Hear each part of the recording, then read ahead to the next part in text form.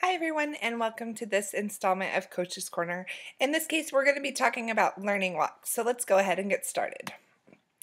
The big difference in learning walks is a difference of process, where data in a day used to be all about collecting data and getting information, really getting a snapshot of as many classrooms as we can in one day. Learning walks are about being reflective on our practice as teachers, and we're going to have targeted learning walks where we go through and we spend a little more time in classrooms for the walkers to really gain some insight as to how they could change their classrooms based off of what they observed. So really the focus for learning walks is about the walkers and not the observed teachers. Once we leave a classroom, our conversations are going to be starting with I. We're going to use I statements to really reflect on how we would teach a lesson if it was in our classroom. And so the focus is on the walkers, not the observed teacher. The purpose of a learning walk is really to have a common language of effective instruction and not data collection. And so when we go outside, we all want to be talking about the same things and have an understanding of what our purpose is and what we really want students to be able to do based off of the way that we're instructing them. Whereas data in a day was really about collecting some information and spitting it back out in the form of data, which is good, but not really what we're going for when we're trying to improve instruction. The process of a learning walk is in a large group. Our first group we're going to take is going to be our administration. We want them to feel as a part of the process as our teachers.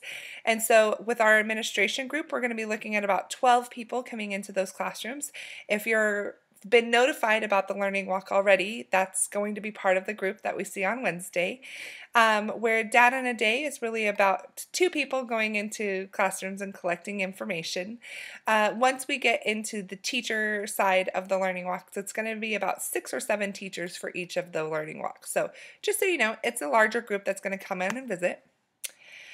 The feedback for the observed, where before in data in a day, the feedback was basically a check sheet that showed what you did and what you didn't based off of when they were in your class.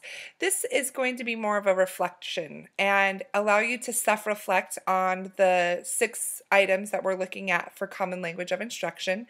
A learning target that has a concept and a skill.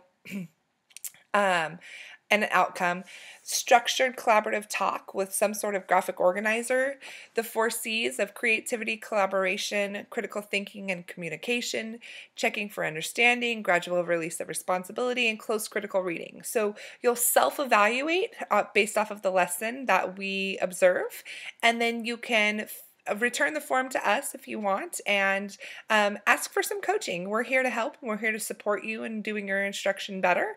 And so by all means, let us know if you would like to see some coaching after you are part of that learning walk.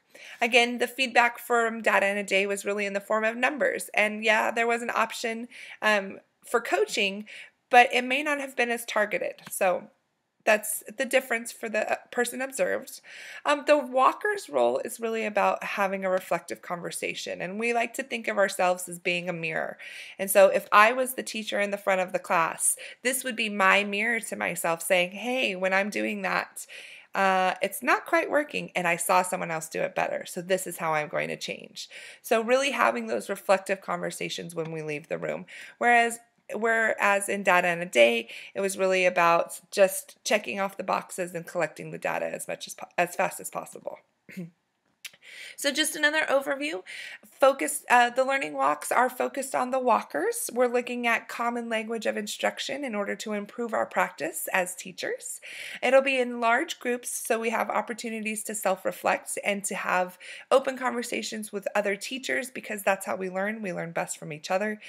And then we have reflective conversations on our practice. So this is just a quick overview of a learning walk, and I hope this helped. Have a great night.